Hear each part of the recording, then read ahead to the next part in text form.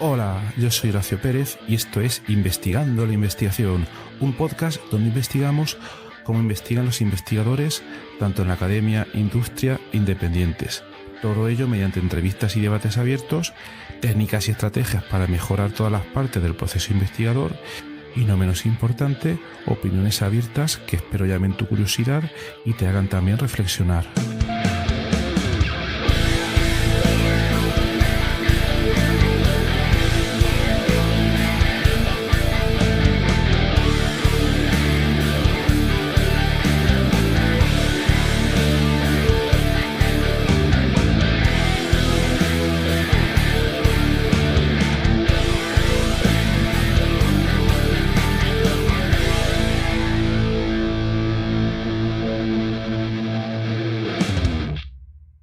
Hola, bienvenido a otro episodio del podcast Investigando la Investigación. Hoy vamos a hablar de qué se siente al observar el Sol desde el Círculo Polar Ártico con instrumentos de precisión desarrollados por la NASA, cómo se lanza una misión científica a la estratosfera desde un instituto de secundaria y qué tienen en común las auroras boreales, las culturas antiguas de la región de Murcia y la divulgación científica en la radio, bueno, y fuera de la radio también, ¿no? Entonces, hoy nos vamos a mover un poco entre la atmósfera y el espacio, entre la ciencia más técnica y la emoción de contarla. Hablaremos de experimentos que viajan a más de 30 kilómetros de altura, ¿no? De cómo se produce un documental de astronomía desde la estratosfera a 360 grados y de cómo exportar vocaciones científicas desde la Tierra y mirando al cielo. Para eso nos acompaña alguien que ha hecho todo esto y muchas más cosas. Fernando Ortuño, divulgador, explorador de la estratosfera, productor de documentales y una de las personas que logra que la ciencia suene cercana, emocionante y viva y muchas cosas más. Bueno, Fernando, lo primero, gracias por aceptar venir al podcast. Muchas gracias. Muchísimas gracias a vosotros. Estoy deseando conocer a esa persona porque Seguro. ha sido maravillosa la introducción. Espero estar a la altura. Y también tenemos hoy como invitado en el podcast a Juan Carlos Martínez Alcaraz. Un placer también tenerte. Alcázar, perdón. Un placer tenerte. Me ha fallado la chuleta, ¿eh? La introducción la tengo siempre en una chuleta. Encantado de estar aquí. Muchas gracias y pertenecerte. A los dos, tenernos en el podcast. Bueno, entonces yo creo que lo primero que se presta es si te puedes presentar, Fernando, brevemente. Has hecho muchísimas cosas. En las notas del programa dejamos siempre una descripción un poco más detallada para que la gente profundice, ¿no? Pero preséntate un poco a qué te has dedicado brevemente y a qué te dedicas ahora y luego ya ahondaremos un poco en todos estos temas. Buena pregunta. Yo creo que un poquito, hablando de investigación, voy a decir que precisamente una de las cosas que no soy es un investigador puro, en el sentido que mi formación no ha sido relacionada con la investigación.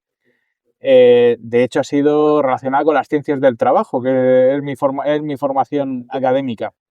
Todo esto al final es un motivo, es una decisión de al final a lo mejor tirar por algo que ya sabía o algo en lo que me sentía cómodo, a lo mejor por el ambiente familiar, pero al final yo creo que una persona que desde pequeño estaba fascinado por mirar hacia arriba, mirar hacia el cielo y sorprenderse con todo lo que estaba pasando, pues al final, nunca mejor dicho, la cabra tira al monte y a mí el no es algo que no me va y al final siempre he acabado redirigiendo mis pasos hacia lo que de verdad siempre me ha motivado.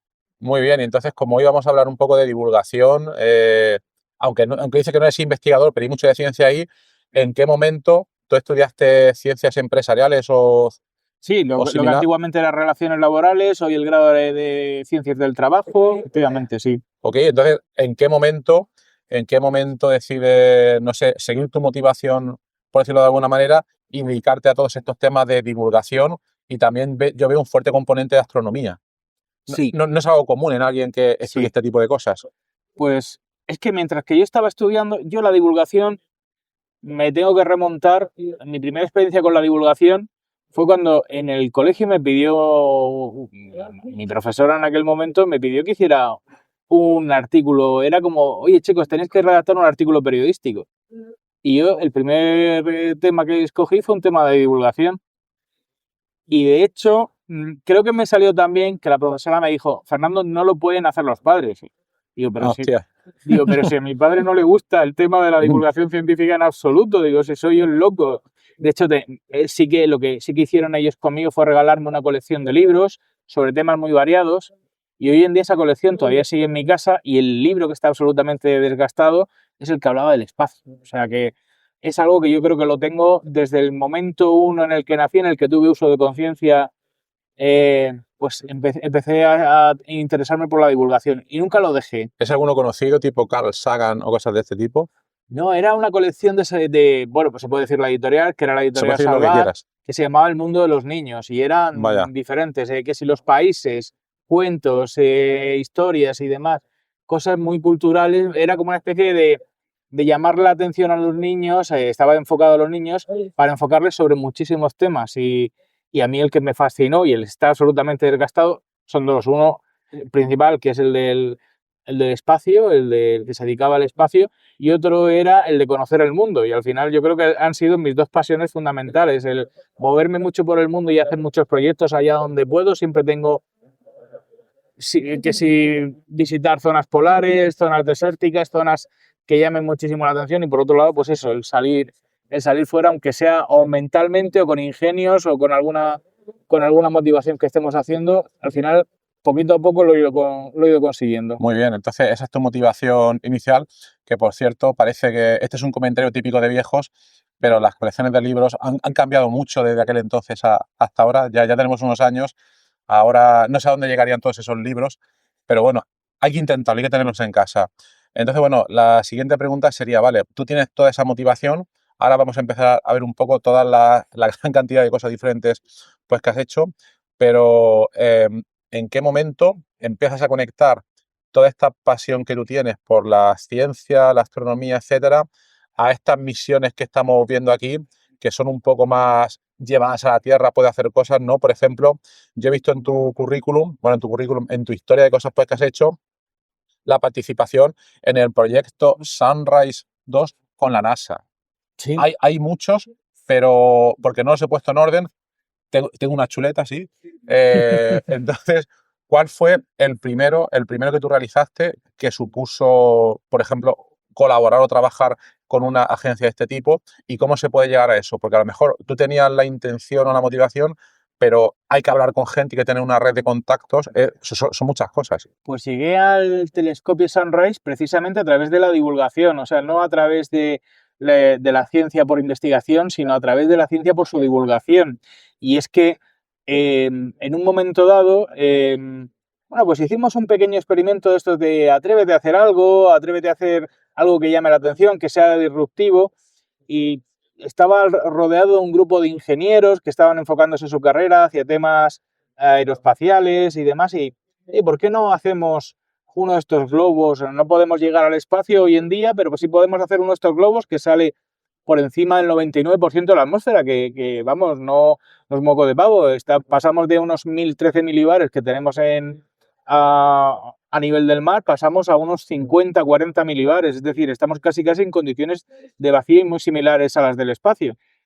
Y nos atrevimos, nos pusimos esto en marcha y al final pues tuvo dos retornos. Por un lado, empezamos a establecer una colaboración con un investigador de la Universidad Complutense de Madrid, hoy es un investigador del Instituto de Astrofísica de Andalucía, Alejandro Sánchez de Miguel, que él estaba muy interesado, su tesis doctoral iba relacionada con la contaminación lumínica y vio en esa técnica una importante ventaja, una plataforma muy interesante. La técnica del globo, ¿te refieres? Exactamente. Una técnica muy interesante para poder tener observaciones de gran calidad, calibradas por él, con cámaras calibradas por él y obtener medidas que estén estandarizadas y que estén homologadas para poder establecer protocolos sobre el tema de la contaminación lumínica. Entonces ahí empezamos una muy buena relación.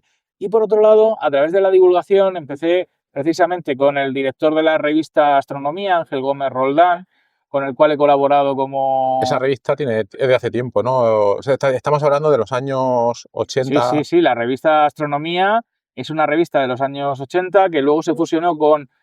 Estaba Astronomía y el Universo, y al final era Tribuna de Astronomía y Universo, y al final se crearon las dos revistas, se fusionaron en una, bajo la dirección de Ángel Gómez Roldán. Que Ángel Gómez Roldán había estado trabajando en el Instituto de Astrofísica de Canarias. Había sido técnico de operador de telescopios en el Instituto de Astrofísica de Canarias. Y él, conocedor, porque teníamos una muy buena relación a nivel de divulgación, conocedor del trabajo que estábamos haciendo, se lo comentó a un investigador del Instituto de Astrofísica de Canarias que estaba trabajando en la colaboración española del proyecto Sunrise. El investigador se llamaba y se llama Valentín Martínez Pillet, que hoy quizás sea conocido porque es el flamante nuevo director del Instituto de Astrofísica de Canarias. Actualmente. Sí. Pero en aquellos momentos era una persona que había estado desarrollando su trabajo, y una de las colaboraciones que le había salido era la de trabajar en el telescopio Sunrise. El telescopio Sunrise había volado en el año 2009, había tenido un primer vuelo inaugural en el año 2009, y si bien se cumplieron los objetivos, ocurrieron varias cosas. Una, que no habían conseguido unos datos, o sea, por ser el primer vuelo, la primera campaña de vuelo del telescopio Sunrise, no habían sido quizá los datos que ellos hayan buscado o estarían buscando perfeccionarlos. Y por otro lado, no habían tenido un retorno en cuanto a su impacto, y esto fue así, esto es una cosa de las que se habló desde el primer día, su impacto respecto al retorno que la ciencia que se había hecho allí pues tenía eco en diferentes publicaciones, tanto a nivel de investigación, como publicaciones de investigación, como publicaciones divulgativas. ¿Habían pasado? El Sunrise no era algo del gobierno de España, esto suena a algo americano. Es un telescopio en el cual la estructura, el telescopio en sí, lo que es la óptica, es una óptica alemana de tipo Gregor. Para aquellos que estén más interesados o quieran profundizar en ese tema, es un telescopio de tipo Gregor creado con óptica alemana, con una instrumentación alemana y española, y con toda la estructura, lo que es el framework, lo que sería toda la estructura de vuelo, tanto lo que es la estructura en sí parecida a lo que sería un satélite, pero si queremos hacernos una idea visual sin tenerlo delante, sería algo muy parecido a un satélite con sus paneles solares, un telescopio que se abre. Todos tenemos la imagen del Hubble, pues algo muy parecido, pero con otro telescopio. Y la diferencia es que en vez de volar en la bodega de un cohete, volaba a bordo de un globo estratosférico que se situaba en torno a los 35-40 kilómetros de altura, que, aunque no es el espacio exterior, para la óptica es francamente maravilloso, porque te quitas toda la distorsión que genera la atmósfera para poder obtener una resolución sin precedentes. Solamente ha sido superada esa resolución con Solar Orbiter, que es una sonda que ha viajado hasta las proximidades del Sol, y la sonda Parker de la NASA. O sea, solamente han habido dos objetos capaces de investigar el Sol que hayan obtenido una resolución mayor. Y por curiosidad, a ver, todo dependerá, imagino, de a dónde estás apuntando, porque no es lo mismo si quieres apuntar a la Luna que si quieres apuntar, a Venus o Marte o lo que sea. El Sunrise 2, ¿a dónde miraba? ¿Miraba al Sol? Miraba al Sol, y por eso era muy importante las fechas en las que se hacían. Se lanzaba coincidiendo con el solsticio de verano. Por dos motivos. Uno es, obviamente, que va a ser el momento en el que tengas el Sol sobre el horizonte durante más tiempo. Sin estar en órbita, podías permitirte una campaña de observación muy larga, de muchísimo tiempo. Y por otro lado, ocurre un fenómeno, y es que normalmente en el hemisferio norte los vientos siempre son de oeste a este, los vientos predominantes por Coriolis. Esto es lo que conocemos de Jet Stream, que es capaz de pasar, de hacerte volar de Estados Unidos a Europa en 1 hora y media menos que cuando vuelas en dirección contraria.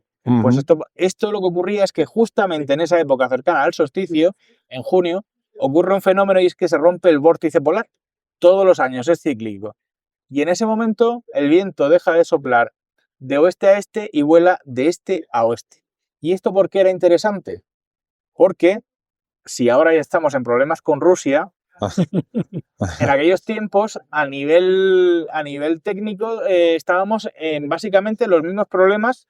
Lo que pasa es que no eran tan conocidos, y era que Rusia tenía prohibido ninguna instrumentación estadounidense podía volar sobre territorio ruso.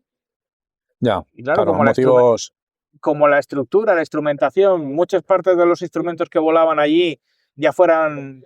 Sí que es verdad que la óptica era alemana y los instrumentos eran españoles, pero nadie se le olvidaba que todo eso volaba en un ingenio construido por la NASA. Claro. Y entonces dijeron, señores, volamos en dirección contraria y volamos sobrevolando pues todo el norte de la península de Escandinavia, volando por las islas Lofoten, Groenlandia, adentrándose por el paso del noroeste y haciendo un seguimiento en ese mismo momento, siguiendo al Sol continuamente con una técnica impresionante, que era el seguimiento continuo, estaba completamente siempre orientado hacia el Sol, y esto suponía un desafío de dos maneras. Era un desafío porque el globo, pese a lo que podamos pensar, no tiene estabilidad, al final hay corrientes y turbulencias de aire que te inducen un movimiento y eso al final con giroscopios se iban anublando. Aproximadamente se mantenía dentro de una zona más o menos definida.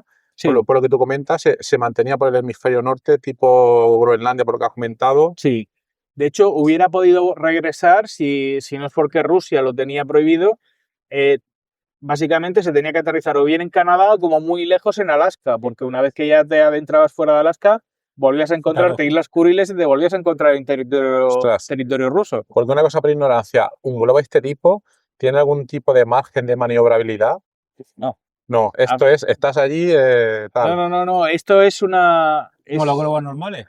Lo Sí, dejan y los vientos lo mueven. Exactamente, se llevan por las corrientes que suele... Sí que es Pues has verdad, dicho, cambian la dirección. sí, va cambiando la dirección, sobre todo las capas más bajas son las que al final acaban imprimiendo un poquito más de cambio de velocidad, porque es donde se producen los vientos más fuertes. Una vez que llegas a la estratosfera, el viento de hecho, la estratosfera es una capa bastante tranquila en ese sentido, se mantiene de una manera bastante estática y previsible en determinados momentos.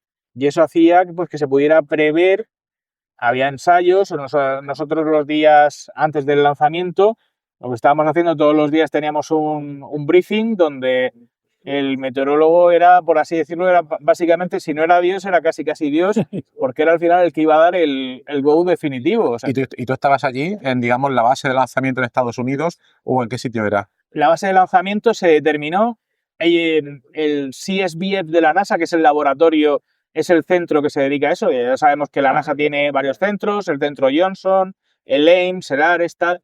Pues este era el CSBF, que tiene base en Texas, pero sus operaciones las realiza desde la base de McMurdo en la Antártida en el verano del hemisferio sur y en la base de Esrange, que pertenece a Suecia, que está dentro del Círculo Polar Ártico. Tiene esas dos bases de operaciones. Y entonces, en un primer momento se iba a hacer desde la Antártida, hubiera sido maravilloso, pero al final, sobre todo por el tema de la óptica, que era muy, muy delicada y la gente temía que pudiera dañarse durante la travesía en avión o en barco, como si hubiera llegado. Obviamente, si vas en avión puedes enfrentarte a turbulencias y en barco las olas son despiadadas, pues al final se optó por la confiable vía, que eso es una de las ventajas que tiene la Escandinavia, es que tenías carreteras transitables durante muchísimo tiempo y que podían, con una velocidad moderada de unos 10-20 kilómetros por hora, llevar un convoy con esa óptica, llevarlo hasta allá. Impresionante. Y una cosa que me ha llamado la atención de lo que has dicho antes, dices que en este proyecto, a pesar de todo lo que hay detrás y la resolución o la capacidad que tenía este instrumento puede ver, que no tuvo impacto.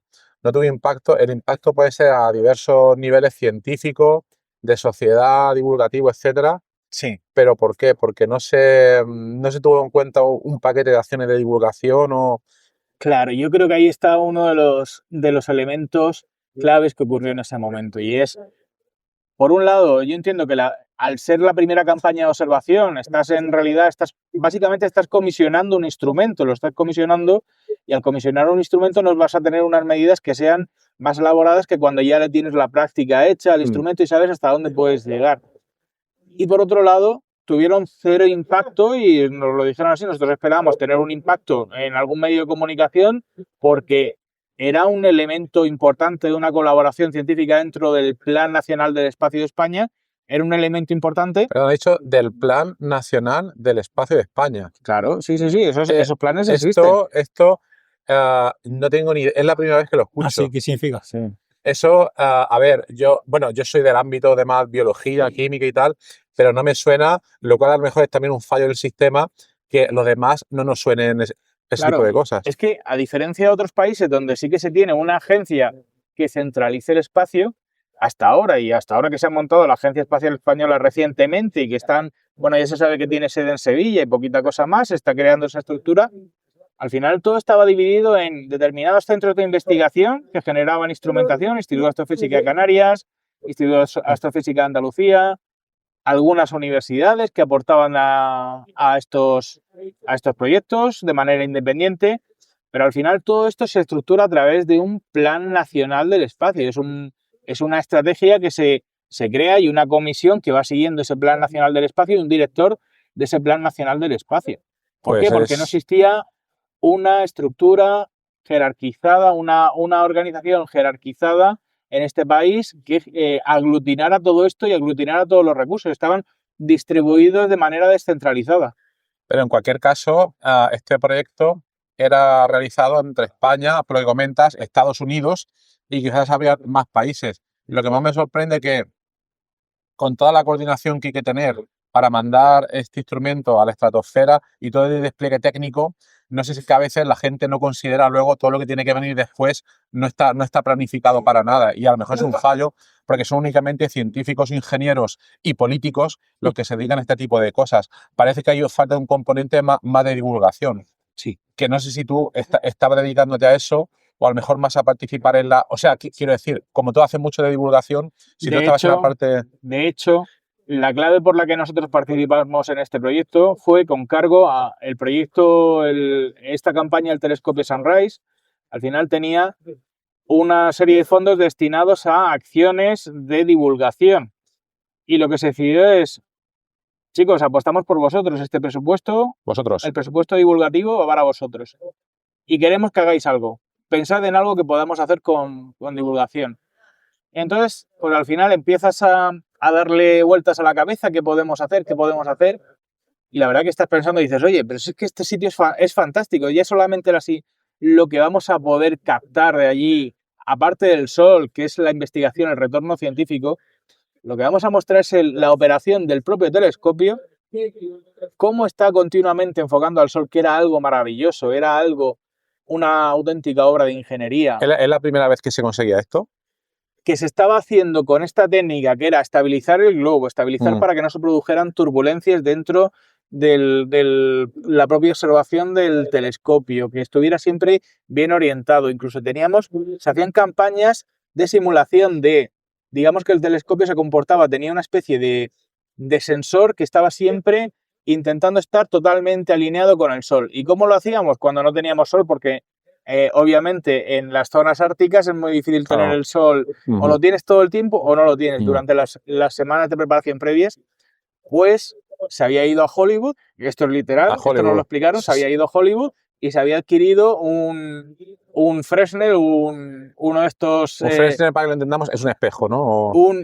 No, sería más bien como un foco de estos focos, focos gigantes para simular el Sol, y entonces se iba moviendo el foco para comprobar cómo el telescopio siempre, esos sensores que daban siempre la orientación y estaban dando siempre la instrucción a los giroscopios continuamente para que los giroscopios estabilizaran el telescopio en la dirección adecuada. Y eso era maravilloso, eso era... Impresionante.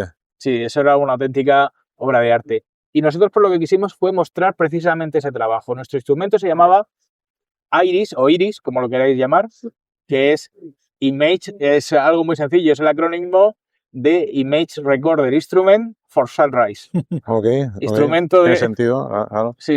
Al final fue un acrónimo bonito, estábamos ahí dándole vueltas, al final es curioso porque yo nunca me pensé, siempre que ves estas misiones, Euclid, Gaia de la NASA, todas tienen un nombre largo, que tal, y nunca pensé que yo debería estar sentado en esta mesa para poder hacer este tipo de cosas. Y al final, también resulta que como ellos se habían lanzado en 2009 y el segundo vuelo de Sunrise fue en 2013, nosotros jugábamos con una desventaja. Todos ya habían pasado esas pruebas de certificación en su día, esas pruebas de certificación para estar ahí. Y a nosotros nos avisan con 1 año y medio de antelación, señores, queremos que estéis en este vuelo, tenéis 1 año y medio y sois un equipo de personas, uno que está dedicándose al management, al project management, un grupito de ingenieros y demás, ¿cómo vais a que no tenéis ni siquiera una estructura como tal, que al final montamos una pequeña asociación por darnos una estructura Claro, es que mínimamente organizativa. yo lo que te quiero preguntar, que tener la pregunta dándole vueltas es, estamos hablando de 2009 y 2013 y demás, tú tienes tu trabajo en temas de project management y recursos humanos y tal, parece que lo de la divulgación lo haces de aficionado, y entonces a ti, ¿cómo funciona en tal que te contactan a ti de la Agencia Española del Espacio o similar para hacer este tipo de cosas? Y luego además que tú tienes tiempo para dedicarte a esto, porque estabas hablando de Estados Unidos o demás, tú te mueves además, ¿cómo se conjugan tantas cosas? Pues se conjugan, además eso coincidió con el nacimiento de mi primera hija. Hostia, Imagínate cómo se conjuga eso. es un buen momento para escapar. Este es el momento en el que yo creo que debo agradecer a una persona muy importante en mi vida, que es mi mujer, que tuvo mucha paciencia conmigo en ese momento. Vaya. Y sé que le hice pasar por muy malos momentos, porque es verdad que al final tú tienes que generar unos ingresos a corto plazo para pagar las nóminas, para pagar los gastos de casa, para pagarlo todo. Y luego tienes que trabajar para un proyecto que va a tener un retorno de aquí a un tiempo, pero que todavía no vas a ver esos. Sí que es verdad que se había destinado un presupuesto por parte de todas las agencias Porque en este proyecto, perdona por la interrupción, pero vosotros no creo que fuerais como aficionados, sino que tendréis también algún tipo de compensación económica por parte del Estado español o... Claro, Ya. el presupuesto que se había destinado, como tenía una partida destinada a temas de divulgación y Vale. relaciones públicas, todo ese dinero se decidió, señores, mire, esto se puede hacer para contratar a alguien, para tener un periodista o para pagar algún viaje de alguno de los que están en nómina de divulgación de algún instituto para que haga algún artículo y tal. Y tú eres el que gestionaba el equipo español por tener temas de project management y recursos humanos. Así es. Ajá. Ocurrió una cosa que al final nunca se creó una estructura de como tal. La asociación era, bueno, aquí tenemos una persona que es un ingeniero aeronáutico, aquí tenemos a una persona que es experta en telecomunicaciones, que es experta en tal. Al final íbamos aunando una serie de cosas y al final yo creo que lo que me ha enseñado el project management es un poquito tener esa visión de conjunto. Y ocurrieron una serie de cosas que al final me convirtieron a mí, sin haberlo exigido ni haberlo pedido, me convirtieron de facto en el líder de ese equipo. Y una de ellas, que creo que fue la principal, fue la reunión que tuvimos con el Instituto de Astrofísica de Andalucía, que llevaban un poquito más el control sobre la parte técnica y nos dijeron, bueno, señores, os vais a tener que enfrentar a una cosa muy importante que es la certificación de compatibilidad electromagnética. Estamos hablando de que esos paneles generales generan un voltaje muy alto y con picos que pueden variar según la orientación del Sol, pueden variar, por lo cual nuestro instrumento debería estar en unos rangos de potencia que podían variar mucho. Y al mismo tiempo garantizar que en ninguno de esos rangos de potencia que iban a ir cambiando durante las diferentes fases del vuelo, nosotros generábamos una perturbación electromagnética con ninguno de los otros instrumentos que ya sabían durante años. Es decir, el proyecto no se había hecho de la noche a la mañana, sino que había un desarrollo del telescopio, un desarrollo, una aprobación. Nosotros en 1 año y medio deberíamos conseguir eso. También cuántas complicaciones, ¿eh? Sí. Suena. Project management, que también conoces, Sí, ¿no? yo lo conozco. Pues en aquel momento pues estábamos en una mesa, como pudiéramos estar aquí, estábamos varias personas del Instituto de Astrofísica de Andalucía, recuerdo a José Carlos del Toro Iniesta, que fue también director del Instituto de Astrofísica y es el líder de la parte de investigación solar del Instituto de Astrofísica de Andalucía, y estábamos ahí dándole vueltas, y al final todos eran de aproximación de ingenieros. ¿Cómo vamos a superar este problema? ¿Cómo vas a superarlo? Y al final les dije, ¿cuál es el factor limitante que hay dentro de este proyecto? Digo, y empezaron a decirme tal, no sé qué, y le digo, el peso, por lo que me habéis comentado, no es un factor limitante, ¿verdad? El peso en cuanto al peso del sistema... Del instrumento que íbamos a crear. Vale. Digo, porque siempre el peso normalmente suele ser un elemento, cuando llevas algo hacia arriba, siempre el peso suele ser un factor limitante. Y me dijeron, curiosamente no, porque hemos visto que el primer vuelo teníamos un exceso de voltaje o sea que íbamos sobredimensionados a lo que realmente nos encontramos y hemos quitado como un 20% de los paneles solares, es decir, tenemos un margen de peso interesante. Y digo, entonces, ¿qué os parece si yo no me certifico de compatibilidad electromagnética porque el instrumento lo voy a meter dentro de una jaula de Faraday. Vale. Acabé con toda la discusión de ingenieros que había en ese momento. Pero es sorprendente porque cualquiera que hace un poco de física conoce el concepto de jaula de Faraday. Bueno, también habría que ver el peso de esa jaula y las características peculiares pues, que tuviera, ¿no? Sí. Al final debíamos llevar suficiente acumulación de energía en forma de baterías para aguantar un vuelo que iba a durar en un rango de 5 a 10 días. O sea, el vuelo de ascensión, no sé si se dice así, Sí. el vuelo, o sea, desde que sale el globo de la Tierra hasta que llega hacia arriba tarda 5 o 6 días. No, todo. el vuelo llega a una altitud de crucero, Ajá. eso lo hace en aproximadamente unas 3 horas. Vale. Y a partir de ese momento vuelan a una altitud de crucero durante de esos 35 o 40 kilómetros, según se vaya calentando el gas que lleva dentro, se va manteniendo en esa altitud durante varios días. Claro, porque lo único que puedes regular es la altura. Es la altura. Por lo que comentábamos antes. So- Es un globo clásico, ¿no? Ya, sí. Sí. El resto de factores ya te los tienes que ingeniar. El único factor que se podía controlar era la altura a través del lastre, Claro. del ballast, que era simplemente pues cuando era un globo se llama de presión cero. Es decir, no es un globo cerrado como nosotros cuando llenamos un globo, sino que por así decirlo sería como una bola de gas envuelta en una especie de lona. Vale. Una lona gigante que una vez desplegada ocupa el tamaño de hecho se han llegado a hacer estudios y pueden caber en torno a 2 o incluso 3 Boeing 747. Vaya.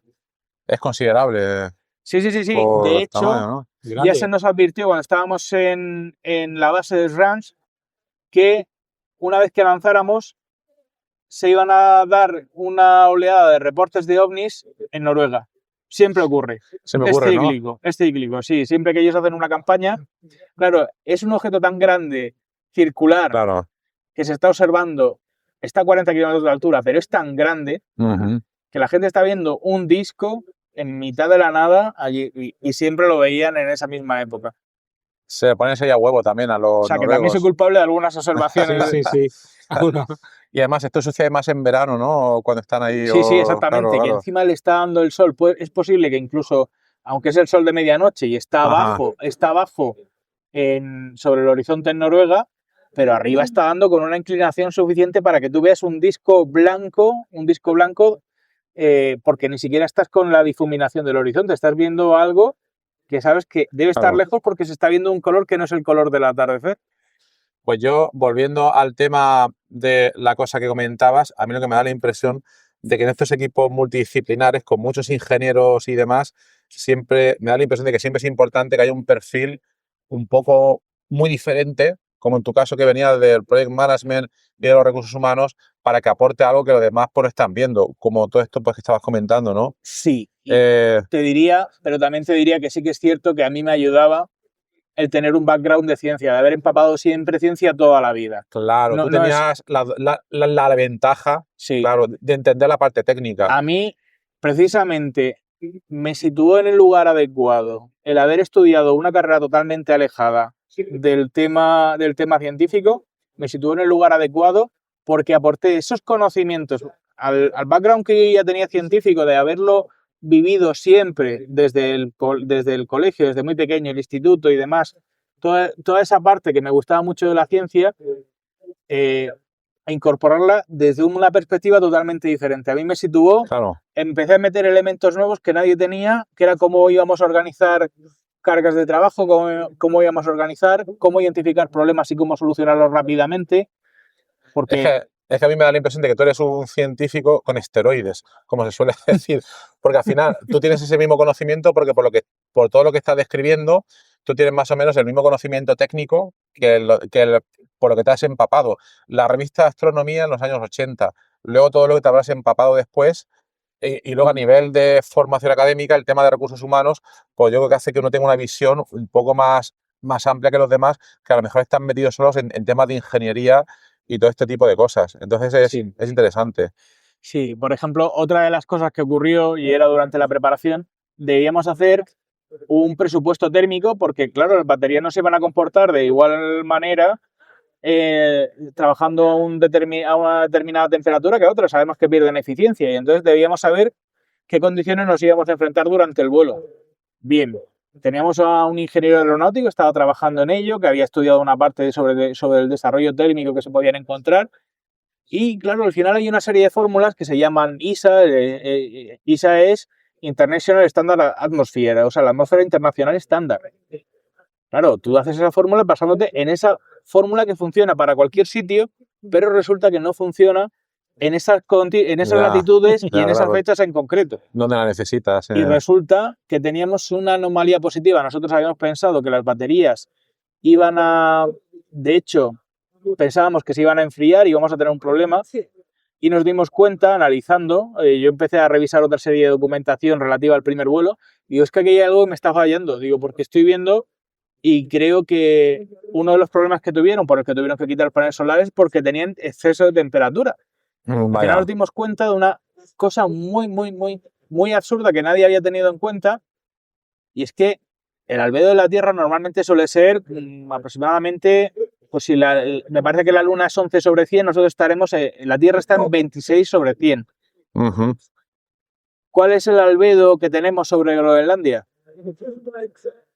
Casi un 90 y tantos %, porque es absolutamente blanca. ¿Qué ocurre? Que teníamos luz solar y teníamos reflexión, claro. es decir, teníamos básicamente, nos estábamos calentando Un espejo. el doble. Claro, el doble.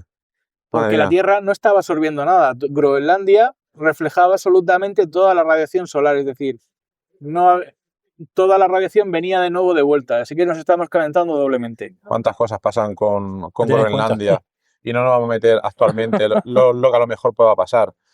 Pues a ver, como hay tantos proyectos interesantes, este que estás comentando, a mí una duda técnica antes de pasar a otro proyecto, porque tiene muchos, es porque actualmente te sigues dedicando al tema de recursos humanos y project management.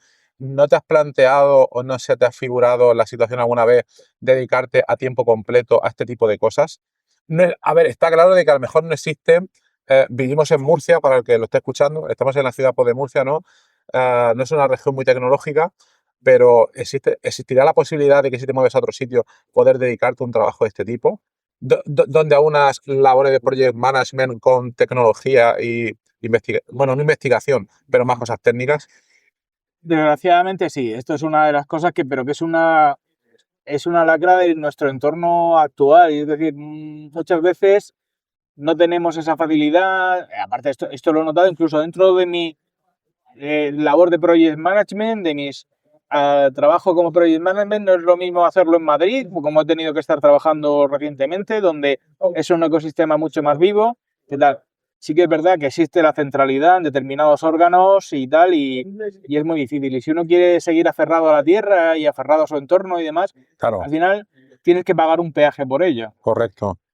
Todos lo sabemos. Ya, lo conocemos. Lo conocemos. Es una sensación que dices al final, el equilibrio entre mi vida personal y profesional, debo tomar una serie de decisiones que probablemente sé que podía rendir en un nivel profesional mucho más alto, pero al final decides tomar esa serie de situaciones. Y yo pues voy haciendo esos proyectos esporádicos que me permiten estar trabajando, no desconectarme nunca de ese ecosistema y estar metido en muchísimas cosas, pero siempre con los pies siempre aferrados a la tierra más cercana que tenemos. A la tierra y a la huerta, ¿no? Porque, sí, exactamente. Porque estamos aquí en Murcia. Otra duda que tengo es, cuando el confinamiento empezó a acabarse, entre comillas, hubo, desde mi punto de vista, una especie de boom en cuanto a que, claro, durante el confinamiento muchos trabajos habían pasado a ser remotos, se produjeron muchas promesas que luego se han roto, de muchas compañías que no voy a nombrar y demás, pero un espacio que yo creo que de un par de años o algo así, donde muchos trabajos fueron totalmente en remoto. Entonces no sé si en tu caso, aunque estemos ahora en Murcia, no sé si puedes plantearte alguna especie de asesoramiento, participación, aunque sea remoto, porque además, tratando de trabajos que involucran el espacio, qué mejor la necesidad o la naturaleza de que sean trabajos en remoto, colaborando con, no sé, la Agencia Espacial Estadounidense o cosas por este tipo. No sé si te lo has planteado o no, y no sé si es posible a día de hoy, porque también muchos trabajos están pasando al presencial otra vez. Sí, eso es una de las cosas. Sin embargo, lo que ha cambiado absolutamente después de la pandemia ha sido la geopolítica. Había una colaboración hace 10 años que puedo decir que era mayor entre la mayoría de naciones incluso con Rusia se podía trabajar en determinados aspectos, era mucho más abierto todo, era En temas del espacio, ¿te refieres? absolutamente en todo, sí. Si, por ejemplo, tengo amigos que trabajan en la colaboración europea de ExoMars, que es un observatorio, un rover que han desarrollado, que llevan desarrollando más de 20 años la Agencia Espacial Europea, que están desarrollando para enviar a Marte. Y una de las cosas que había era una colaboración en la cual el cohete y todo el sistema de guiado lo iban a hacer los rusos. Se ha roto Vaya. por completo. Sí, Y ahora sí, mismo sí. tenemos a ese rover completamente finalizado, hecho, y demás, con personas que han dedicado más de 20 años de su vida a trabajar ahí, como es el investigador principal, Jorge Vago, y que de repente pues están ahí esperando una mejor oportunidad, encontrando a ver el momento en el que algún cohete, en un momento que sea geoestratégicamente óptimo, Claro, puedan enviarlo. Llegará. llegará, ¿no? Llegará. Está ahí Esperemos. el amigo de Trump. Sí. Lo que Ese pasa- hombre, la verdad que, aunque políticamente parezca malo, pero que puede aportar a nivel científico muchos valores. yo ¿Tú no, crees? Sí. no Sí. le puedo quitar a Elon Musk, ya que lo mencionas, la realidad es que es un genio Pasa todos los que sentidos. a nivel político Lo que pasa es es muy que sí, bueno. a nivel político y a nivel, y fíjate, incluso Humano. desde mi perspectiva a ver, él por su situación, él ha reconocido, pues bueno, pues que tiene su personalidad, no quiero entrar en Sí, temas, sí. pero sí sabemos todos, por ejemplo, que él ha reconocido que está diagnosticado Asperger, pues tiene una manera diferente de pensar y una manera diferente de evaluar una serie de circunstancias. Y él, por ejemplo, la cultura del trabajo, pues él la ve de una manera que, oye, que sí, ha conseguido, por ejemplo, Pero consigue cosas muy interesantes. ¿eh? estoy de acuerdo en su estrategia, ha sido totalmente diferente a la clásica que han decidido las agencias espaciales. Él ha pensado en la Totalmente. Sí. iteración. Iteración. Hoy me equivoco aquí, yo eso lo he puesto en práctica en mis proyectos. Es decir, yo he aprendido de mis errores. Si he podido hacer ciclos y llegar tan pronto, empezamos a hacer lo de los globos, empezamos a investigarlo en 2009-2010. En 2012 estábamos en una campaña, trabajando en una campaña con NASA. Un solo inciso, para la audiencia que no conoce técnicas de Project Management, ¿en qué consistirían estas técnicas de iteraciones, ¿no? Y cuál es la técnica que hay en oposición, que es, imagino, la técnica clásica de hasta que no está todo perfecto, pues no lanzamos. Sí. ¿Cómo lo ves tú? De hecho, la técnica clásica que está en la industria aeroespacial y que siguen, por ejemplo, agencias como la NASA, la Agencia Espacial Europea, se llama Design Review. Y es decir, todo pasa por una serie de procesos todo se hace sobre el papel, y todo va pasando una serie de procesos de evaluación uno por uno de cada una de las piezas y todo debe estar absolutamente certificado, debe estar absolutamente validado. Por ejemplo, en Sunrise, uno de los problemas que tuvieron y por el que pensaron que quizá tenían que pausar la misión y posponerla un par de años, era porque se habían dado cuenta que les faltaban unos tornillos de una métrica determinada que estuvieran certificados para condiciones de vuelo. Ostras. Al final hubo una reunión de emergencia y se dijo, oye, esto es un elemento tan crítico como para esto, y al final pues se tomó la decisión que fue oportuna en ese momento de, oye, ¿es necesario esos 5 tornillos? ¿Son vitales? Sí, no. O podemos usar otros tornillos tal sin poner en riesgo todos los elementos tal. Y al final, pues obviamente, las agencias que estaban ahí comprometidas dijeron, pues tomaron la decisión que fue la de lanzar en ese momento. Y no pasó absolutamente nada por esos. Entonces, este sistema que estás comentando, que se llama el Design, no recuerdo. Review es absolutamente antes. Revisarlo todo. Tal. A mí lo que me sorprende es, no sé si es porque cada vez avanzamos hacia ciclos de desarrollo mucho más rápidos, pero por ejemplo, John Kennedy en los años 60, a principios de los años 60, dijo, en no sé cuántos pocos años estaremos en la Luna, y lo consiguió. Y me da la impresión de que era la misma técnica. Exactamente. Tal, pero ahora ya no vale, porque era la misma técnica con un número muchísimo más alto de recursos para poder hacer más alto. Claro. Yo pensaba que era al revés. No. Pero era menos tecnología. Había menos tecnología. Había menos tecnología. Es obvio que lo que tenemos en un dispositivo móvil supera con mucho toda la tecnología que llevaba cualquier nave de las Apolo. De hecho, creo que existen incluso simuladores de las computadoras de los Apolo que te lo puedes instalar seguro. en una en una aplicación móvil. Es decir, imagínate hasta qué punto estamos llegando a ese... Totalmente. Pero lo que se hizo es, con ese mismo design review, esa misma protocolo, por así decirlo, o estrategia de plantear las cosas en la industria aeroespacial, lo que se hizo fue superdimensionar, es decir, pasar de un 0,7%, que es actualmente lo que se dedica del PIB normalmente de las agencias espaciales, se pasó a más de un 2%, creo que es en torno a un 3%. Bueno, claro, Entonces, lo que se hizo es contratar a muchísima gente, se creó una industria capaz de asumir esa carga de trabajo, de design review, continuamente esas diferentes iteraciones, pero hacerlas mucho más rápido. No iteraciones técnicas, sino iteraciones sobre el papel. Sobre el papel. Exactamente. Eran iteraciones sobre el papel y hasta que no estaba todo el mundo, porque son iteraciones teóricas. Exactamente. Hasta que todo el mundo no está de acuerdo, después de tantas iteraciones, no se implementa en papel. Lo cual, desde mi punto de vista ignorante, demuestra ser una aproximación inválida a día de hoy para vivir al ritmo que se desarrolla la tecnología. Por eso entiendo que viene Elon Musk y dice, no, yo tengo mi razonamiento por los principios fundamentales, o no sé cómo se llama por lo que él propone, Sí. pero él va mucho más rápido, él no va sobre el papel, va sobre la realidad. Exactamente. Pero lo que me sorprende también es que cuando te lo cuentan, no es algo como la teoría de la relatividad de Einstein, es algo que si lo piensas un poco, es algo que se puede tocar y se puede entender. Es mucho más fácil que entender el globo aerostático y todo este tipo de cosas. ¿Por qué antes las agencias espaciales no hacen este tipo de cosas? ¿Por temas de seguridad? Exacto. Sí. Exacto. Yo creo que era primero el desconocer el medio en el que te estabas moviendo y sobre todo porque el objetivo último por el que se creó todo esto era para poner un hombre en el espacio. Ese era quién iba a ser el primero en el poner un hombre en la órbita terrestre.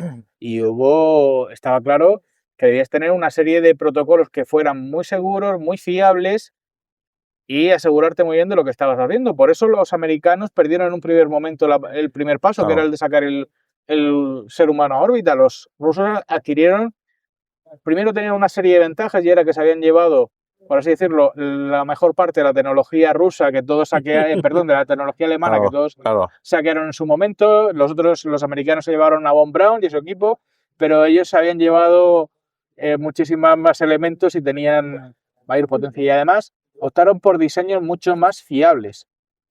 Y decían, bueno, aquí nuestros chicos que se las apañen en diseños que eran cohetes con combustibles Kerolox, que es queroseno, es el combustible que podemos ver en los aeropuertos, el famoso Jet 1 que podemos ver cuando veamos las cisternas de los aeropuertos recargando, es el mismo absolutamente, y oxígeno líquido, es un sistema que es muy fácil y fiable. De hecho, los rusos no han hecho ninguna innovación tecnológica en sus lanzadores de hecho, no han hecho innovaciones los rusos, los han hecho los soviéticos. Desde que los soviéticos inventaron, por así decirlo, su rueda, lo único que han hecho ha sido pintarla de diferentes colores, pero sigue siendo absolutamente la misma.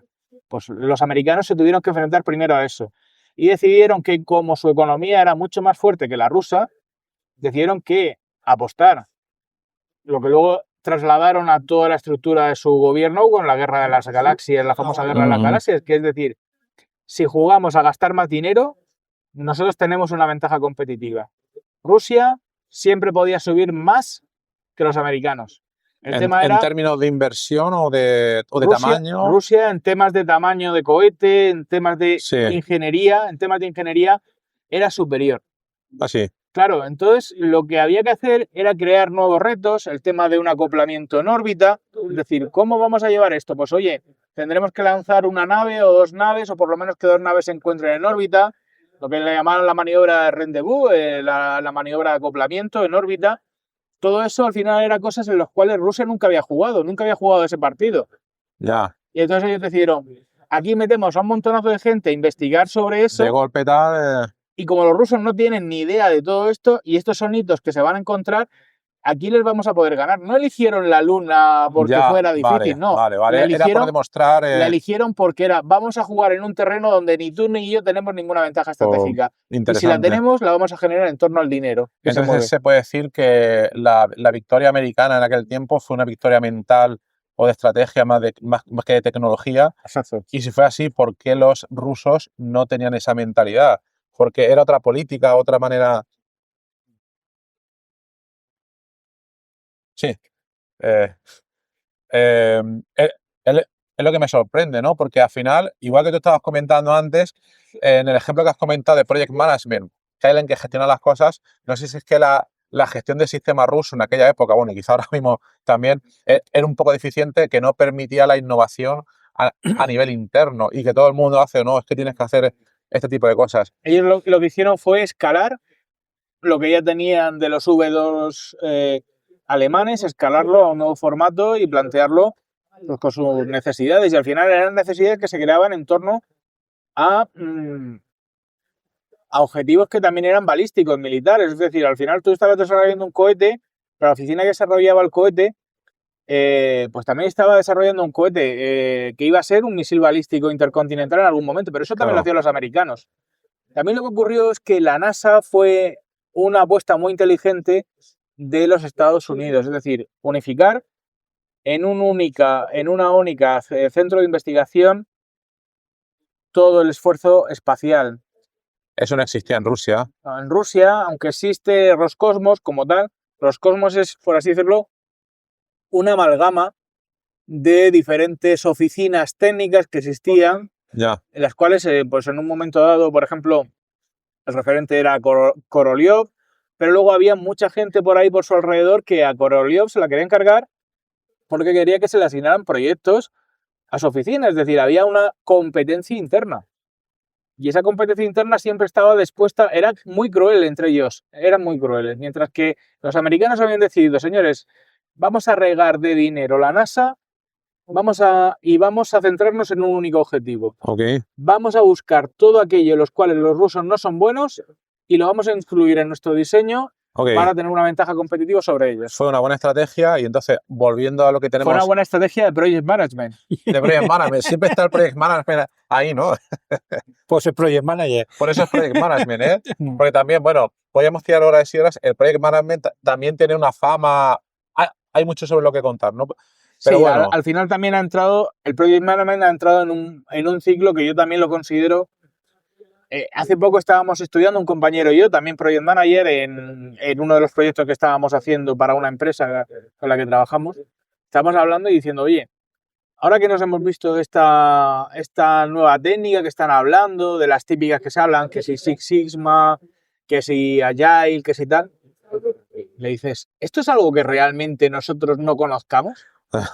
No dejan de ser como una especie de protocolización de cosas que son protocolización de obviedades. De obviedades. Y que alguien te las empaqueta. Es decir, que si yo quisiera, pues hoy podría hacer... A lo mejor estoy teniendo ahora mismo una idea, una epifanía en este momento de decir... Queda grabado. Voy a empaquetar todos mis conocimientos, le voy a dar una forma, le voy a protocolizar y voy a crear un estándar que... ¿Por qué no? ¿Por qué no? Yo, sin meternos muchos en no, Project por favor, Management... déjanos como estamos. De déjalo como está, ¿no?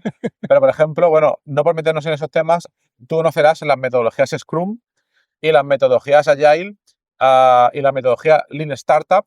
No por meternos en ese tema ahora mismo, pero yo, a vista a toro pasado, cuando lo escuchas es totalmente obvio. Son cosas totalmente obvias. Entonces, yo solo por curiosidad, por preguntarte, ya que estamos hablando de esto, dices que no has visto nada o no se ve nada en el horizonte que sea nuevo. A lo mejor lo pueden empaquetar de otra manera, pero yo no creo que vaya a haber ninguna cosa. Al final es trabajo, optimización. No hay ninguna idea totalmente nueva para hacer mejor las cosas, ¿no? Sí. A ver, las empresas tienen esa continua necesidad, las empresas y las organizaciones tienen esa continua necesidad de estar definiendo siempre pues, unos protocolos a los que adherirse. Y aparte es necesario porque una organización como tal debe seguirse por una serie de personas y por una serie de normas o de valores de conjunto. El problema es cuando a veces se le da ese valor tan intrínseco al protocolo que prima por encima de todos los demás. Esto al final lo que aboca es al fracaso. Porque... Estoy de acuerdo contigo. Estoy de acuerdo por plena experiencia, ¿no? Sí, sí. Y al final, pues fíjate, metodologías como la Agile, pues oye, es precisamente intentaban venir a refrescar un poquito porque las metodologías anteriores, tipo Waterfall y demás, funcionaban muy bien en determinados entornos. Pero tú no las puedes reproducir cuando tú quieres hacer ciclos de iteración muy rápida y en eso Agile tiene una ventaja competitiva, es decir, es una metodología que está pensada para iterar, para ir mejorando, para continuo, para que te vayas focalizando en una estrategia, sobre todo cuando suele ser muy importante el corto plazo. A lo mejor quizá no es la mejor para cuando estamos pensando en proyectos a largo plazo y demás. Porque muchas veces ocurre que el project manager está tan centrado en el corto plazo que te acabas perdiendo. Y muchas veces los requerimientos de tu cliente, ya sea un cliente interno o un cliente externo, y para mí cliente es siempre la persona que me pide una determinada tarea. Puede ser interno, puede ser tu propia organización en la cual estás trabajando, o el cliente externo, que es una empresa que te ha contratado como tal. Ojo. Son muchos factores los que hay que tener en cuenta. En el libro de Scrum, en Sí. el famoso Donald Sutherland, no sé quién era o no me acuerdo, pero comentaba un ejemplo muy gráfico, era un ejemplo americano también, donde se pasan muchísimo tiempo hablando del plazo, no sé si meses o años, intentando sacar una cosa al mercado. Cuando la sacan, no recuerdo lo que era exactamente, no sé si en un software, la cosa fracasa estrepitosamente, ¿no? Y luego te ponen te preparan el escenario para hablar de las metodologías ágiles, el Lean Startup, que es básicamente lo que estás comentando tú, iteraciones rápidas hasta tener una cosa u otra, ¿no? Es muy interesante. Y luego ya, moviéndonos un poco ya más al tema de divulgación, hemos hablado de toda la parte técnica, de los proyectos que ha liderado en temas de astronomía y demás, pero por curiosidad, ¿cómo has trabajado un poco la parte de divulgación? Porque está el project management, están los conocimientos técnicos, los conocimientos científicos. Luego también, bueno, hay que comentar, estamos en Murcia, existe una asociación que se llama Asociación de la Divulgación Científica de la Región de Murcia, AEC Murcia, de la cual Fernando es el vicepresidente, si no me equivoco, porque Sí. no me acuerdo de las palabras exactas, ¿no? Sí. Entonces, si nos puedes comentar un poco cómo funciona esta asociación, cuál es tu papel en ella, qué tipo de cosas se hacen y cómo conecta todo lo que has hecho tú con toda esta asociación. Pues, fíjate, la asociación se fundó en un momento que para mí fue importante. Fue el momento, se terminó la campaña del Sunrise y justo en ese momento fue el día, esa misma semana, el Sunrise acaba de aterrizar y surgía la Asociación de Divulgación Científica. ¿Sabes? Qué casualidad. Sí. Se había creado un pequeño evento antes, había hecho un evento en la universidad, o como un ciclo de conferencias que se habían hecho durante unos días anterior, hablando de los blogs y tal, sobre el tema de la divulgación. Y ahí se gestó lo que iba a ser el germen de la Asociación de Divulgación Científica. A mí en ese momento yo no formaba parte de esa estructura porque obviamente estaba centrado en un proyecto que iba a volar en unas semanas y tal. ¿Y en tu hija? Y en mi hija. Claro. Sí. Efectivamente. Todo... Cariño, te quiero mucho, pero... Eso es project management. Sí. También, ¿no? Pero había una serie de prioridades y en ese momento era una prioridad en la cual yo quería participar, pero en ese momento yo no tenía ni fuerzas, ni recursos, ni demás. Tenía que reconstruir esa relación que había perdido durante un año dedicando exclusivamente a estar trabajando para el proyecto Sunrise y demás. Encima para pagar las facturas, que al final todo influía, y había quitado mucho tiempo a mi mujer y a mi hija en ese momento, así que obviamente mi prioridad... Pero con el paso del tiempo uno se acaba relajando y al final la cabra tira al monte y yo siempre soy de los que me acabo involucrando en las cosas. Oye, y en un momento dado, pues el que era presidente en aquel momento, Daniel Torregrosa, un fantástico divulgador, creo que todos lo conocemos, pues... Sí. Pues Daniel Torregrosa dijo... Químico, como debe ser.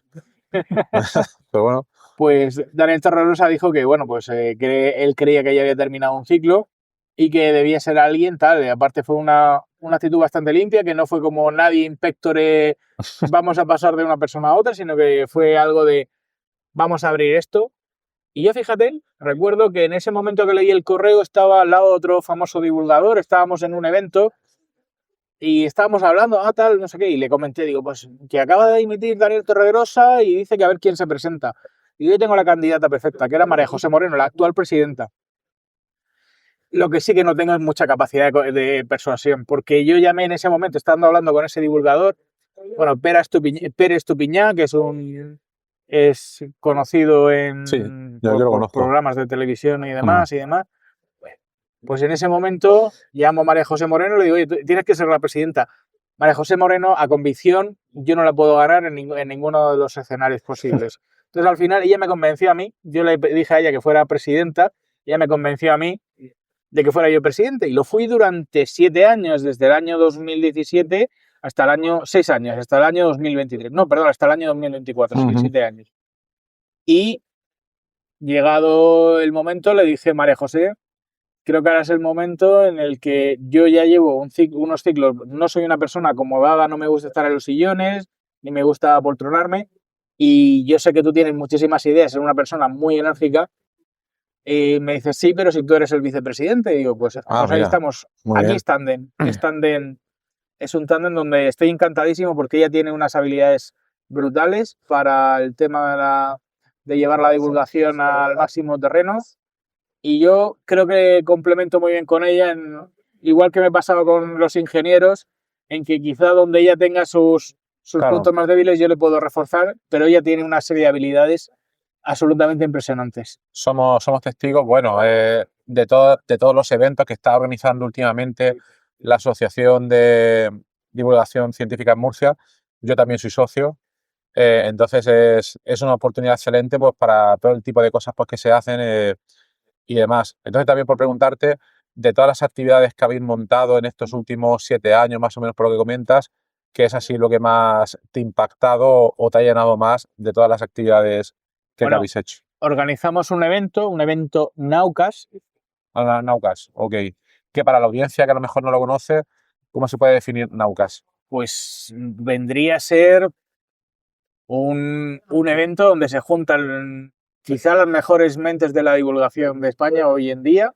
De hecho, se hace uno que es el más grande, que es el Naucas Bilbao, que se hace todos los años en septiembre, y que se llena, el Palacio de los Caldunas se llena hasta la bandera, literalmente. Y era impresionante ver cómo el Teatro Romea... Ah, sí, eso estuve yo. ¿Estuviste tú? Sí. El Teatro Romea... ¿Qué año fue esto? 2019. Sí. Mayo de 2019. Sí, sí, pero... El Teatro Romea tuvo uno de esos llenos en los cuales se llenan todas, menos una silla, ya sabemos la leyenda famosa del Teatro Romea, todas menos una silla se llenaron. Sí, sí. Impresionante ver. Estaba lleno, muy bonito. ¿Y esa silla no se sienta nadie porque tiene algún problema? ¿O cómo Es la una historia? superstición que existe en el teatro de que nunca se puede vender todo el aforo. Porque por temas de que piensan, había como una especie de maldición o algo así han contado. Vamos, esto es una superstición. Siempre en el mundo del teatro de que no se puede vender todo el aforo porque el día que se llene el Teatro Romea acabaría destruido. Y fue maravilloso ver cómo todo el auditorio estaba al completo, hasta la bandera, absolutamente lleno de gente, escuchando a gente hablando de ciencia. Sí, sí. No, fue espectacular. Fue espectacular. Fue espectacular. Y aparte, en un día donde habíamos coincidido con una serie de actividades organizadas en toda la... Me parece que había actividades musicales, había actividades en la calle. Decías, jugábamos con todos los elementos en contra y hacía un día buenísimo. De hecho, recuerdo que los vídeos que se habían grabado, las colas, por el calor que hacía, y ya sabemos cómo es Murcia, con el calor, la gente evita salir, ya empieza con el aire acondicionado o se va a la playa, pues ese día la gente estaba haciendo cola, se paraba donde había sol y volvía donde estaba la sombra. Las colas eran como iban cortando, ¿sabes? Para evitar el sol, la insolación. Sí. Y era muy curioso, que eso le llamó mucho la atención a la gente de Naucas, el evento que nosotros pues habíamos llevado hasta aquí, hasta Murcia. Es un tema para investigar y para dar una charla también, con su intríngulis. Sí. Entonces, bueno, y la Asociación de Divulgación Científica de Murcia, pues sigue adelante haciendo eventos. Lo que sé de Murcia, por favor, apuntaros, que hace falta mover un poco. Nosotros, a lo largo de estos años, una asociación que se forma en 2013, ha vivido muchas fases de la divulgación. En el primer momento de 2013, los blogs eran la piedra angular de la divulgación. En 2013 no había tantos eventos presenciales. Yo no lo puedo hablar porque nació mi hijo en 2013 y mi vida social se vio curiosamente reducida, pero en aquellos momentos... Ralentizada. ¿No había tanto evento como ahora o...? No había tanto evento. Sí que es verdad que se pasó de los blogs, se pasó a los eventos, ¿eh? Ah, sí. Porque en un momento dado yo creo que nos podíamos incluso permitir aquí, en una ciudad de provincia, se puede decir, aunque Murcia sea la 7ª ciudad por población de España, podían haber incluso 2 y 3 eventos de divulgación en el mismo día y los 3 tener lleno. Estamos hablando de justo antes de la pandemia, pero sí que es verdad que la pandemia de COVID hemos notado absolutamente ese descenso obvio en la gente no le gusta ya estar en eventos presenciales. Ha habido... ¿Tú crees que eso se mantiene todavía o...? Sí, ¿Sí? lo hemos notado. Lo hemos notado en la asistencia, que antes podíamos tener fácilmente unos aforos absolutamente ¿Sí? completos. Sí, y era muy fácil llegar. También es verdad que antes nuestro poder de penetración a través de los medios de comunicación para anunciar un evento era muy potente. Y también la gente ha dejado de consumir. Yo soy el primero que asumo la culpa. Yo hace años que desde cuando me monto en el coche escucho podcast. Pero tú no has dejado de consumir, tú te mantienes activo. Sí, exactamente, pero yo ya no escucho la radio convencional. Correcto, ya no puedo escuchar una entrevista en algún programa más local que me diga, aquí tenéis un contenido Ya. tal.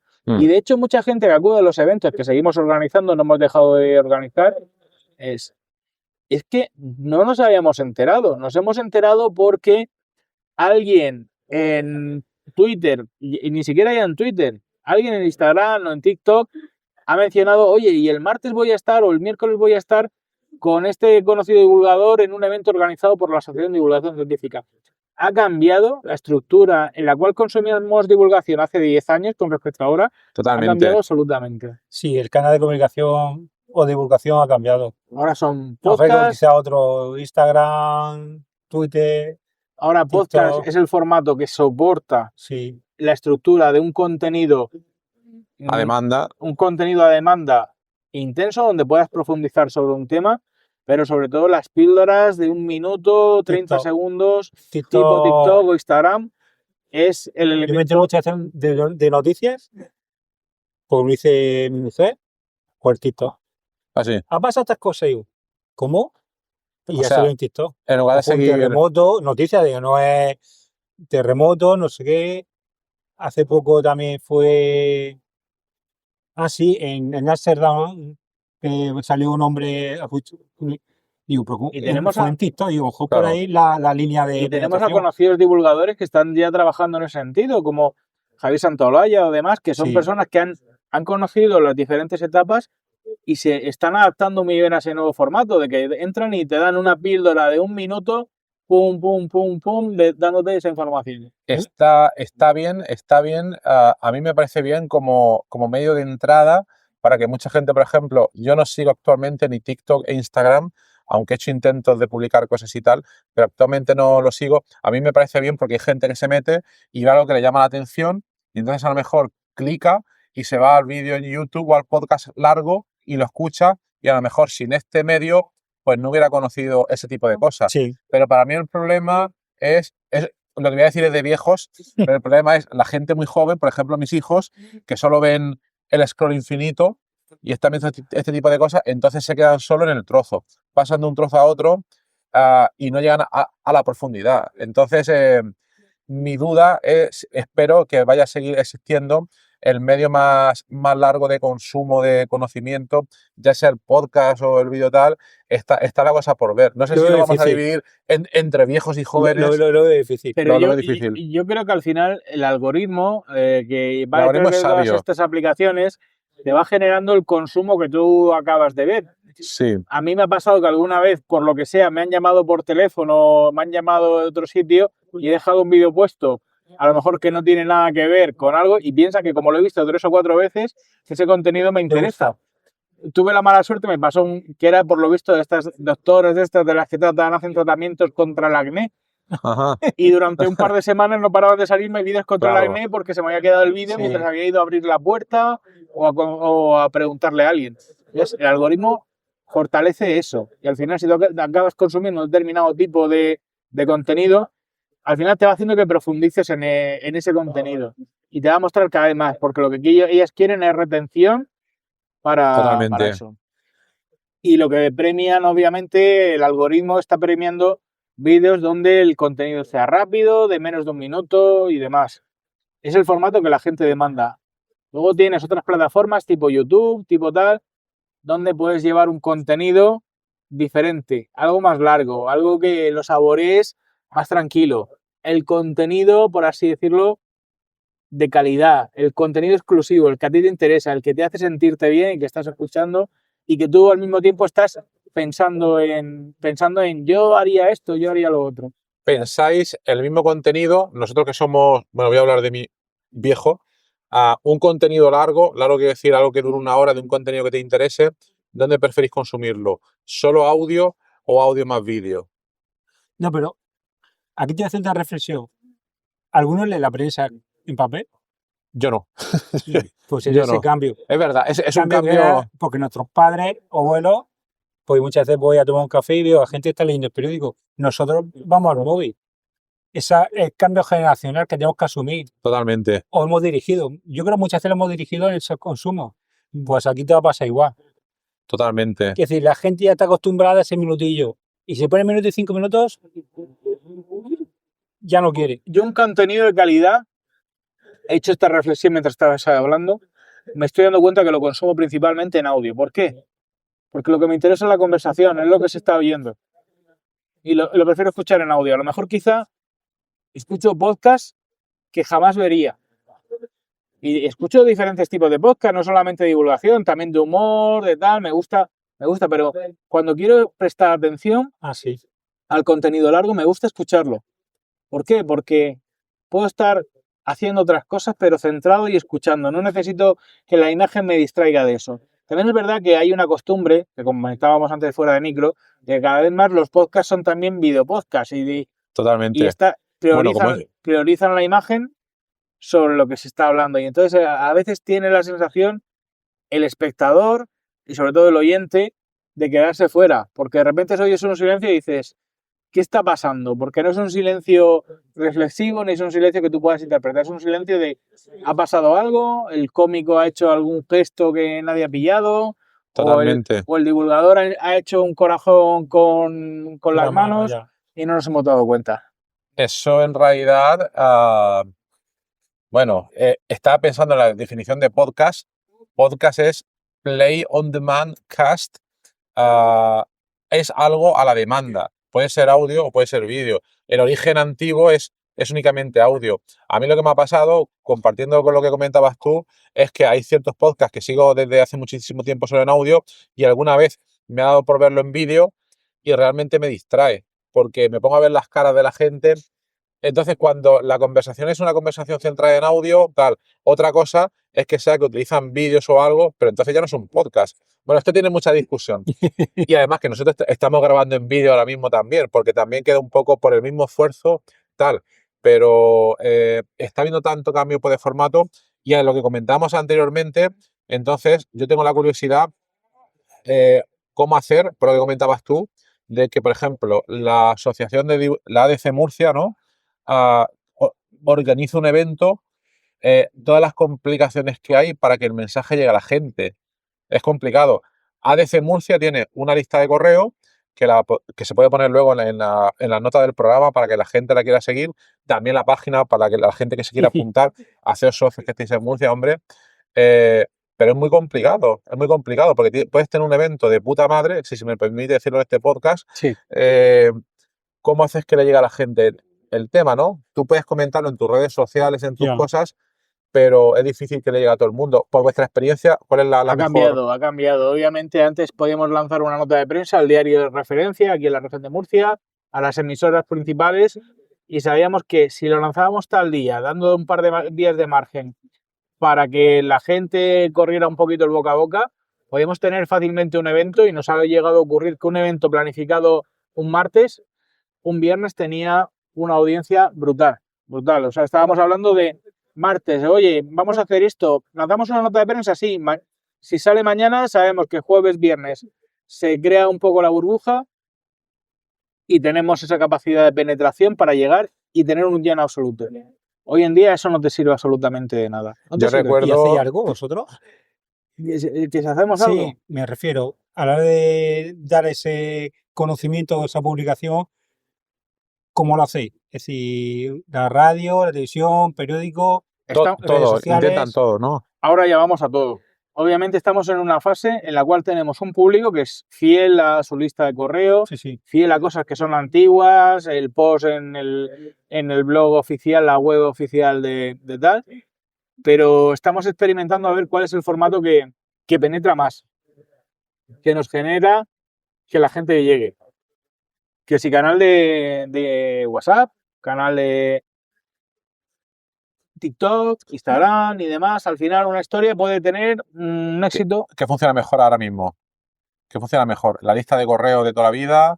Porque el problema con las redes sociales es que como están viciadas por el algoritmo, tú puedes soltar lo que quieras. Si el algoritmo no le gusta lo que Pero estás... sí, esa persona, digo porque en mi caso me gusta estar siempre atento a conciertos y en la sala VIP, Ujú.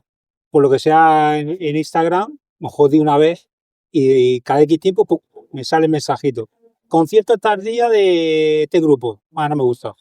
Pero ya me ha fichado a mí que ese evento lo suelo pinchar y quedarme 3 segundos, 2 segundos.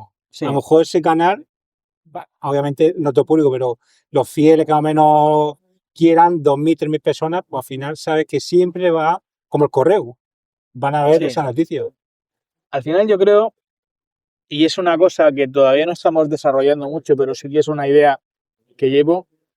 De hecho, este año he empezado con que voy a hacerme los doceños. Está bien.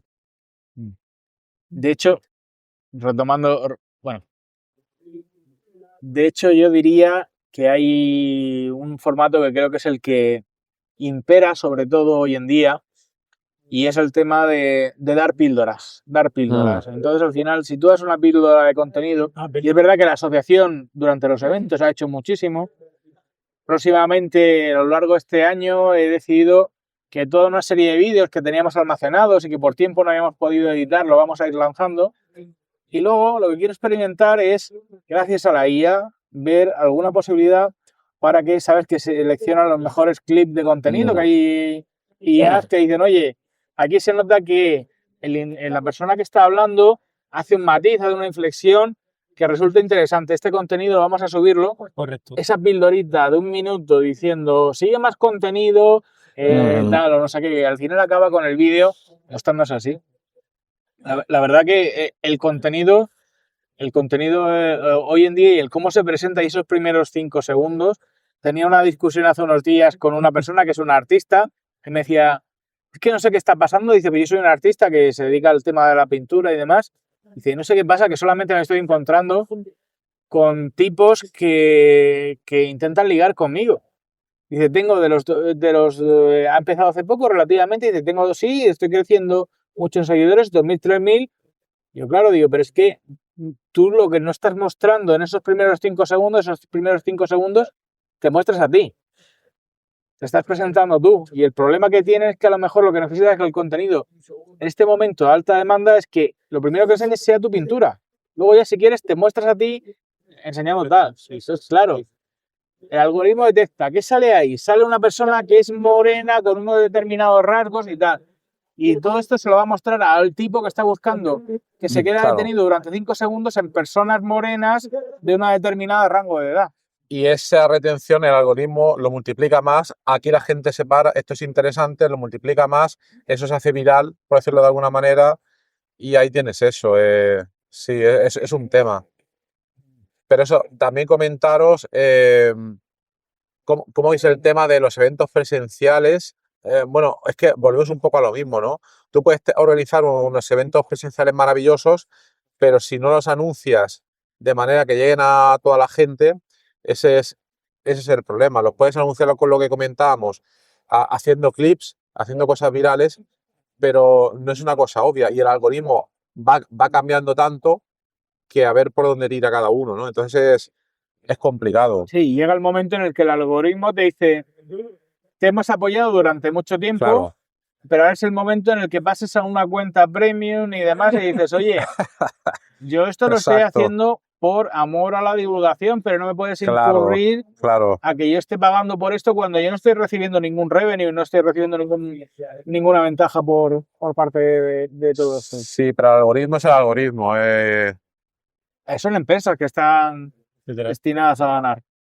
Claro. Me sorprende que, por ejemplo, tecnologías como Blue Sky, como plataformas como Blue Sky, donde han optado por no tener notificaciones o no tener tal, digo, es todo muy idealista, digo, pero no... ¿Está funcionando eso de alguna manera? Tipo Blue Sky, Mastodon y todo este tipo de cosas. De momento veo que hay un ecosistema, pero yo creo que Hay cuatro gatos. Esto ocurre, claro, va por ratos y va. Yo quiero pensar, me gustaría darle una oportunidad que esto de verdad Ya. cambiara y sirviera para cambiar y para tener una experiencia con las redes sociales un poquito más sana. Pero al final, Twitter le ha pasado, al final te va premiando el que se genere conflicto. O sea, es una red de trolls, es que el conflicto te lo ponen en el top, era lo que estaban buscando. El contenido genera conflicto. El contenido que a ti te gusta en Instagram o en TikTok lo vas a ver el primero, no te van a dar contenido que tú ya no sepas. A mí me gusta el tema de la aeronáutica, pues me sacan vídeos de aeronáutica y del espacio. Si yo abro mi TikTok, yo a mí cuando alguien me dicen, es que yo a mí mi TikTok no me muestra nada, yo porque no le has dicho realmente qué es lo que te gusta. No lo he entrenado. Claro. En cuanto tú le enseñes qué es lo que te gusta y hagas así, pasados los primeros 5 segundos y tal, o antes, ya vas a ver lo que te gusta y a partir de ahí te va a generar contenido. El problema que apuntáis, y ese es el gran problema, si el contenido te lo está mostrando en el momento que tú lo necesitas, que la persona que te lo está enviando necesita verlo. Claro. Y con eventos, no. Entonces creo que ahora ya el consumo de eventos en tiempo real va a ser difícil. Sí. Va a ser difícil. Eventos en tiempo real presencial. Presencial, sí, el decir, oye, este martes vamos a hacer esto. Más Yo, un... como viejo, que me defino, me cuesta entenderlo porque a mí al menos pues me llama más. Has dicho ya varias veces lo de viejo, vamos a cambiar el término. Tienes mucha juventud acumulada. Correcto, vale. No hace falta eufemismos, pero bueno, se entiende. Entonces, la gente joven, digamos, la gente joven, vamos a hablar 20, 25 años, que es el futuro de la divulgación, por preguntar también, ¿cómo los ves? Tú que estás ahí al pie del cañón. ¿Cómo los ves? Porque imagino que habrán algunos que son nativos de TikTok, Instagram y cosas de este tipo y de los vídeos cortos, están ahí empujando, pero ellos se mueven en términos de presencialidad y eventos o no. No. De hecho, una de las cosas que yo creo que nos pasa a los que tenemos hijos en esta adolescencia es que te das cuenta de, oye, algo que sea inmediato, el llama a una persona, es algo que ellos, la comunicación en tiempo real, bidireccional, es algo que no practican.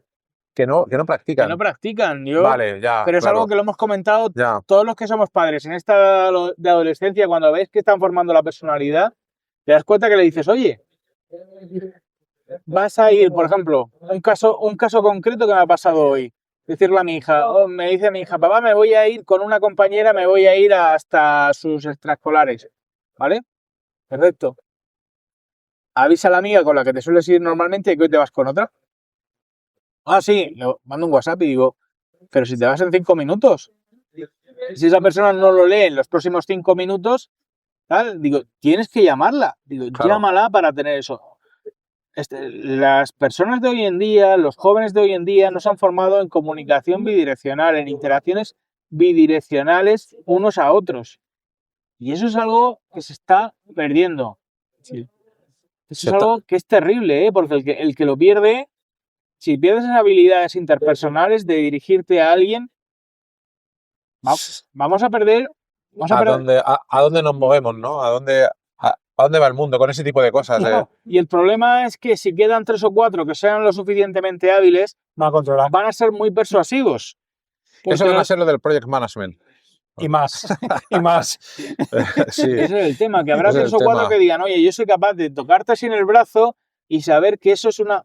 Porque son personas que viven ahora mismo centradas en pantallas. Viven en pantallas y aparte, yo es que lo hablo mucho con mi hija, digo, lo que quiero es que tú tengas esa capacidad de que la pantalla a ti no te domine. Es decir, y si yo a mi hija tengo los controles parentales, si yo a mi hija le quitara los controles parentales, estaría desde que se levanta hasta que se acuesta en una realidad totalmente alternativa. Claro.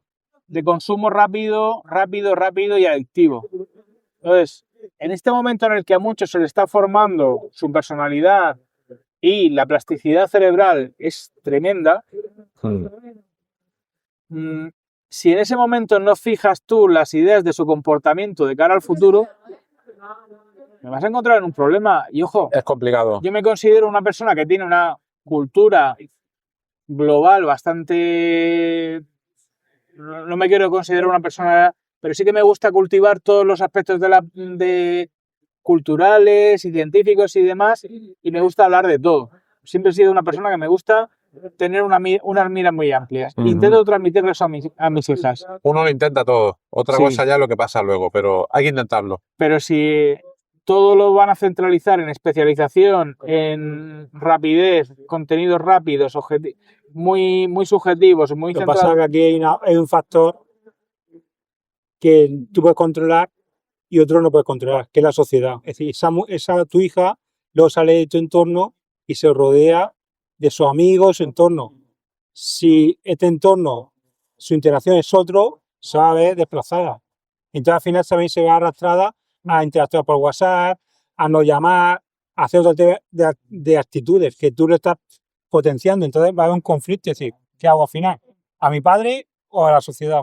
Mira, siempre lo digo y es una cosa que es un mantra que yo mantengo cada vez que tengo una entrevista en el cual me preguntan por mi faceta de divulgador. Y sobre todo la esperanza es: los niños son científicos por naturaleza. Ah, sí. Nacen científicos por naturaleza. ¿Por qué? Porque tienen curiosidad innata. Innata. Solamente una persona que haya mantenido su curiosidad a lo largo de toda su vida puede llegar a ser un científico o tener un espíritu medianamente crítico, un espíritu medianamente de razonar las cosas. Si eso no lo cultivas, y desgraciadamente ni la sociedad que tenemos hoy en día nos lo permite, ni la política que tenemos hoy en día nos lo permite, sino que está todo lo que se nos mueve alrededor, ya sean objetivos empresariales, objetivos sociales, objetivos tal, van a la especialización, a que tú consumas de una determinada manera y actúes de una determinada manera muy formateada.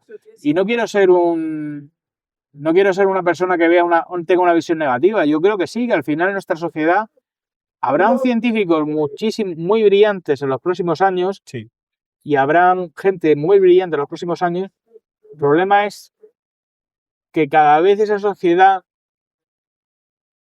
nos estamos perdiendo por el camino, a lo mejor a mentes muy brillantes, que lejos de ser una sociedad como la de los 80 o 90, donde creías o había una sensación más de igualitarismo, de igualdad de alguna manera, hoy en día yo creo que eso está mucho más restringido, es mucho más difícil para una persona normal poder llegar a un punto de desarrollar todas sus capacidades hasta el máximo. Es complicado. Yo creo que también hay que ponerse un poco en la piel de los demás, de los chiquillos de ahora, ¿no? A ver, yo por ejemplo, pues me acuerdo cuando yo era pequeño, fue uno de los momentos de transición. Pasábamos, otra cosa de viejos, pasábamos de la tele en blanco y negro a la tele en color de golpe y al vídeo VHS. En mi caso, te estoy hablando del 83 o por ahí. Entonces, claro, fue un salto tecnológico pues muy grande, ¿no? Y entonces nuestros padres nos decían, es que vosotros no estáis en una sociedad, no lo decían de esa manera, pero un poco creo que es el mismo sentimiento que hay ahora, estáis en una sociedad muy acelerada, donde tenéis toda la mano y tal. Y toda la mano era ir al videoclub, tener la capacidad de poder coger una película en vídeo, una cassette, y ponérmetela en el vídeo. Eso era un salto tecnológico respecto a lo que tenían entonces, que era, encendían la tele, habían 2 canales y no emitían todo el día. Y entonces tampoco nos ha pasado nada. Entonces, para mí la situación ahora es equivalente en cuanto por lo que comentas tú y mis hijos, etcétera, encienden el YouTube, una descarga de dopamina ahí por todo. A lo mejor tampoco les pasa nada, ¿no? Pero yo no sé sinceramente dónde va a llegar esto.